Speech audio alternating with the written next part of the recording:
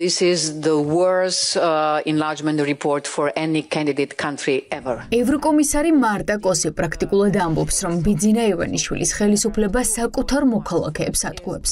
მთავრობას ხალხი ევროკავშირში არ მიჰყავს, პირიქით ევროკავშირს აშორებს და პასუხისმგებლობა სრულად მოქმედ ხელისუფლებას ეკისრება.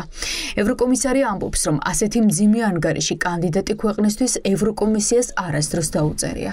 ახლა კანდიდატის სტატუსი მხოლოდ ფურცელია. იმისთვის რომ სტატუსი რეალური გახდეს, ევროკავშირის მოთხოვნების შესრულება სავალდებულოა. This is the worst enlargement report for any candidate country ever. ეს არის ყველაზე ცუდი გაფართოების ანგარიში ნებისმიერი კანდიდატი ქვეყნისთვის ისტორიაში, მაგრამ სამართლიანად. საქართველოს მთავრობა ატყუებს ხალხს, რომ ისინი მათ ევროკავშირთან ახლოს მიჰყავს, თუმცა მთავრობა საქართველოს ევროკავშირს აშორებს. ეს აშკარა უკუსლოა ბევრ, განსაკუთრებით ფუნდამენტურ არეალში, როგორიცაა კანონის უზენაესობა, ანტიკორუფციული ზომები, მედიის თავისუფლება. მთავრობა არ მიჰყვება მათი ხალხის ინტერესებს. ერთადერთი გამოსავალი ისაა, რომ საქართველოს მთავრობამ გადახედოს ბევრ კანონს, რომლებიც აშკარად ანტიევროპულია. ასევე მათ უნდა შეწყვიტონ პოლიტიკური ოპონენტებისა და ჟურნალისტების დაპატიმრება. საქართველოს კანდიდატი ქვეყანა მაინც არის, მაგრამ კომისიისთვის მხოლოდ ქაღალდზე. For the commission only on the paper. შავი სამშაბათი საქართველოს ისტორიაში ვერავინ წარმოიდგენდა, რომ ერთდროს აღმოსავლეთ პარტნიორობის ლიდერ ქვეყანაში დღეს რუსული სტილის მმართველობა დამყარდებოდა. ევროპარლამენტარებს ოცნების ხელისუფლების არ სჯერათ. ივანიშვილის მმართველობის პირობებში ევროკავშირს საქართველოს ევროპულ რელსებზე დაბრუნების იმედი არ უნდა ჰქონდეს. ლიეტუველი ევროპარლამენტარი გამოსავალს მხოლოდ სანქციებში ხედავს. I assess this day as a Black Tuesday. მე ამ დღეს ვუწოდებდი შავ სამშაბათს. მიუხედავად კონტინენტზე არსებული ომისა, მდგომარეობა პოზიტიური იყო, რადგან უკრაინამ ეს თავი გახსნა, რადგან იქამდე საერთოდ არ იყო საუბარი შესაძლო წევრობაზე. საქართველოსთვის ყველა შესაძლო გზა გაიხსნა, ისევე როგორც მოლდოვასთვის და დასავლეთ ბალკანეთის ქვეყნებისთვის. დღეს ყველა კანდიდატ ქვეყანას შორის საქართველოში მოვლენები ყველაზე საშინელი სცენარით განვითარდა. ამას 5-10 წლის წინ არავინ წარმოიდგენდა. ჩემი მესიჯი ქართველებისთვის იქნება, რომ ქართული ოცნება არ შეიცვლება. არ შეიცვლიან მათ ქცევას, პოლიტიკას, მათ მიდგომას, ანტიევროპულ მიდგომას. ისინი რუსეთის პროქსის წარმოადგენენ. ასეთი შეფასების შემდეგ ახლა დროა, რომ ევროკომისიამ, ევროპულმა საბჭომ ზომები მიიღოს და შეაჩეროს ეს რეჟიმი. უნდა დაისაჯოს ყველა, ვინც ივანიშვილს დიქტატურის დამყარებაში ეხმარება, ამბობს ჩეხი ევროპარლამენტარი.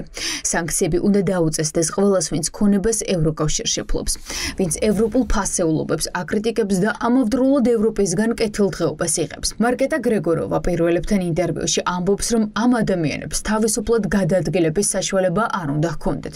ჩამოერთვათ ქონება და მათი შვილებისთვის ევროპული სასწავლებლები უნდა დაიხუროს. ევროკავშირი უნდა დაეხმაროს ქართველ ხალხს, რომ არ ჩავარდნენ ბელორუსიის ან კიდევ უარესი რუსეთის მდგომარეობაში. უნდა დაწესდეს ტარგეტირებული სანქციები მათ წინააღმდეგ, ვინც ჩაიდინა ძალადობამ მშვიდობიანი დემონსტრანტების წინააღმდეგ და მათ წინააღმდეგ, ვინც ავტორიტარული კანონების დამტკიცებას ხელს უწყობს. ეს უნდა იყოს ტარგეტირებული ინდივიდებზე. თუ ევროპა ასეთი საშინელია, რატომ დაჰყავთ ოცნების წარმომადგენლებს შვილები ჩვენს უნივერსიტეტებში? რატომ მოგზაურობენ აქ? თუ ჩვენ ასეთი მჩაგვრელები ვართ, ეს შეიძლება შეჩერდეს. თუ აქ ვილები გაქვთ, თუ ფლობთ იახტებს, მაშინ სანქციები უნდა დაწესდეს.